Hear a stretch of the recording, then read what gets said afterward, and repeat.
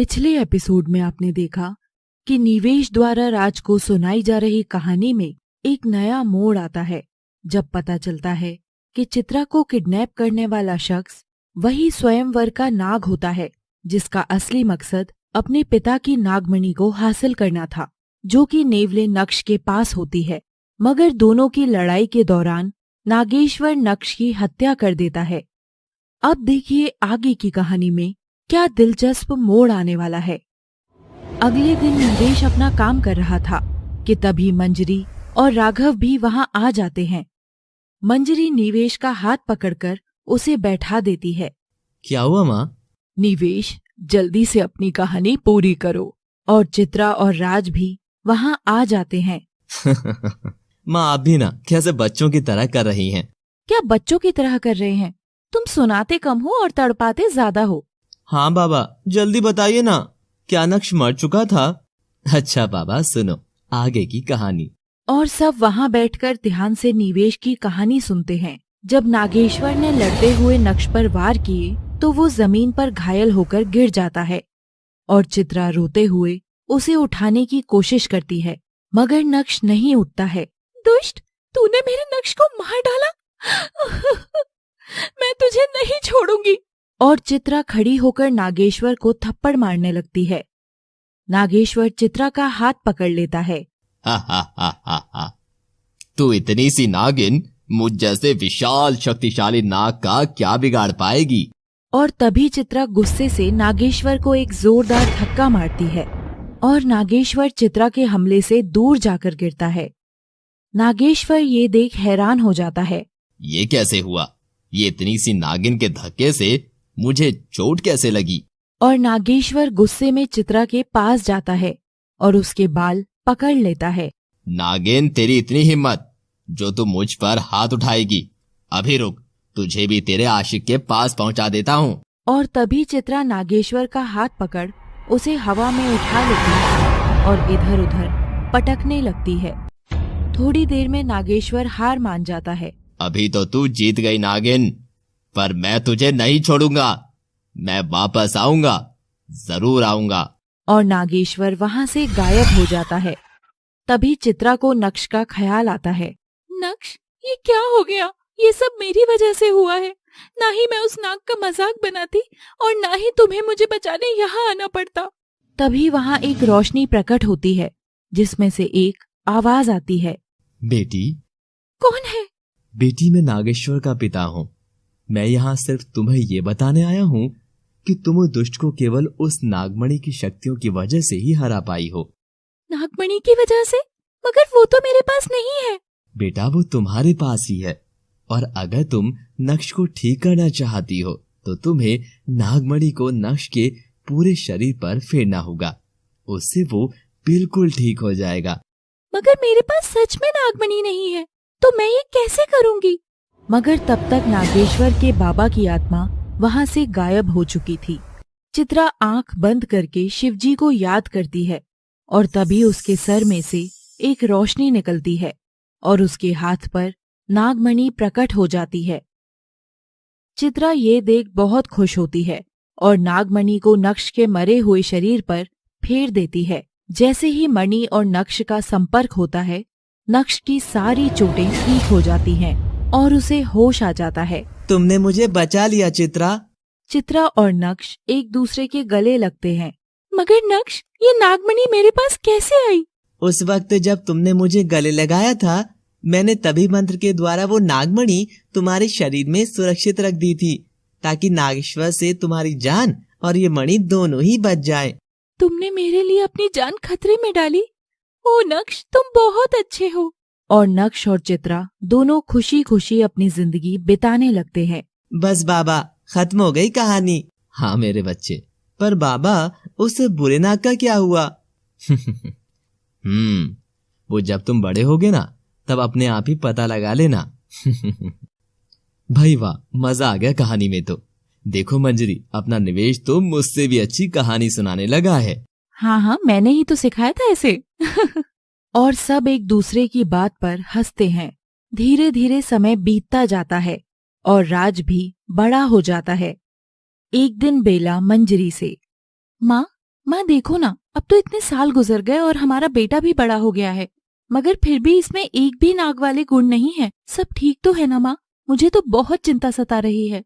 बात तो ये चिंता की ही है। मुझे तेरे बाबा से बात करनी होगी। और मंजरी राघव को सारी बात बताती है। मैं अभी नाग गुरु के पास जाकर उनसे बात करता हूँ। और राघव नाग गुरु के पास जाता है। हे नाग गुरु, मैं अजीब सी विडंबना में हूँ। कहो राघव, क्या हुआ? नाग गुरु, मेरी बेटी बेला के बेटे राज में केवल नेवले के गुण हैं और नाग के गुण नहीं हैं। तो ये बात है। और नाग गुरु आंख बंद कर ध्यान करते हैं। राघव, राज को अपनी नाग शक्तियां प्राप्त करने के लिए एक लंबी यात्रा तय करनी होगी। कैसी यात्रा नाग गुरु? राज को अकेले गांव से बहुत दूर एक पहाड़ है जिसके अंदर एक शिवलिंग है, उसकी पूजा करनी होगी। उस दौरान उसे उसकी नाग शक्तियां प्राप्त हो जाएंगी। ठीक है नाग गुरु। अच्छा राज, जब अपना सफर शुरू करे तो उसे ये शीशी दे देना। इसमें एक खास जल है जो उसके मुसीबत के समय काम आए। और राघव वो शीशी लेकर घर पहुंचता है और निवेश और बेला को सारी बात बताता है। मगर हमारा बच्चा अकेला वहां तक कैसे जाएगा? ओहो बेला, राज अब काफी बड़ा हो चुका है, उसे सफर तय करने दो। और अगले दिन राज सबसे विदा लेकर गांव से बाहर जाने लगता है। सालों गुजर गए, मगर बाबा की सुनाई हुई वो कहानी तो आज भी मुझे बेचैन कर देती है। क्या सच में ऐसा होता होगा कि नक्श की तरह ही बस लड़की की एक झलक देखने से प्यार हो जाए और फिर उस चित्रा के लिए नक्श ने अपनी जान भी दे दी थी? बाबा भी ना कुछ भी कहानी सुनाते थे। और राज आगे चलता जाता है। राज जैसे जैसे आगे चल रहा था उसका कोई पीछा कर रहा था। हाँ बेला, और निवेश का बेटा वहां से निकल चुका है। रास्ता साफ है, तुम अपना काम करना शुरू करो। तभी राज को अचानक कुछ ध्यान आता है और वो अपने बैग में उसे ढूंढने लगता है। मंजरी और बेला उदास बैठे हुए थे। क्या हुआ तुम दोनों को? ऐसे क्यों बैठी हो? पता नहीं बाबा, औरतों को समझना तो मेरे बस की बात ही नहीं है। हाँ, तुम दोनों तो पत्थर हो पत्थर। एक माँ की ममता क्या समझोगे? हाँ माँ, हमारा बच्चा अकेला भूखा प्यासा रहेगा, कैसे सोएगा? कहीं उसे कुछ हो गया तो? तभी दरवाजे पर एक खटखट होती है। मैं देखता हूँ कौन है। निवेश दरवाजा खोलता है और सामने देखकर चौंक जाता है। तुम यहाँ क्या कर रहे हो? सामने कोई और नहीं बल्कि राज ही खड़ा था। वो बाबा, मुझसे आप सबके बिना रहा नहीं गया। पर बेटा, यही तो तुम्हारा इम्तिहान है। नाना जी, मैं नेवला बनकर ही खुश हूँ, मुझे आप सबसे दूर नहीं जाना। और राज राघव को गले लगा लेता है। हाँ मेरे बच्चे, तू यही रहे।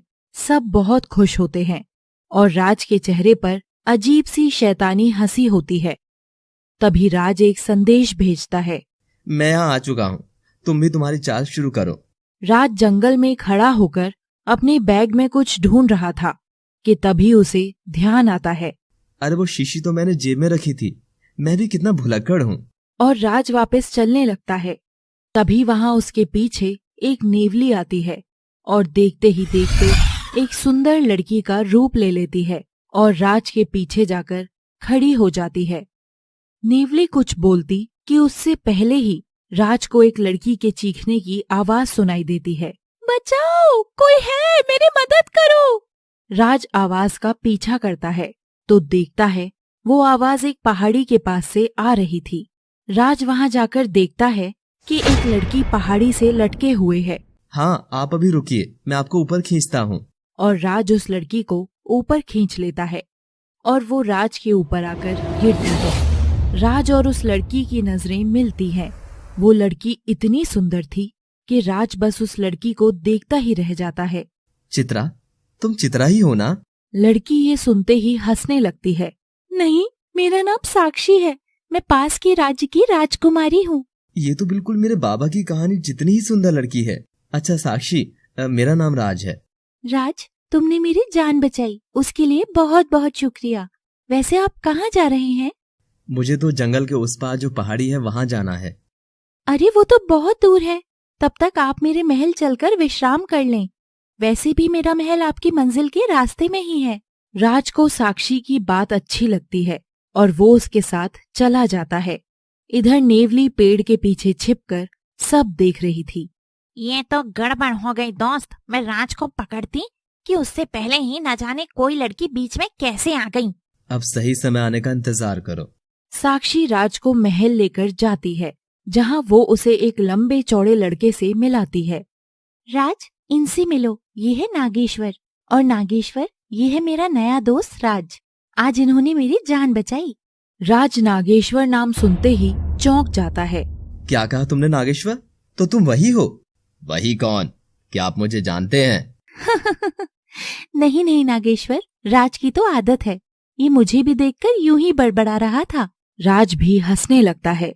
राज, ये मेरे मंगेतर हैं। 2 दिन बाद हम दोनों की शादी है और तुम्हें भी तब तक यहीं रुकना है। ये सुनते ही राज का दिल टूट जाता है। क्या शादी? अब देखिए अगले भाग में कि आखिर उस नेवली और नकली राज का क्या सच है, और क्या निवेश द्वारा सुनाई गई कहानी का राज की जिंदगी से कोई कनेक्शन था। जानने के लिए देखिए हमारी कहानी केवल लव सिटी पर। Thanks for watching.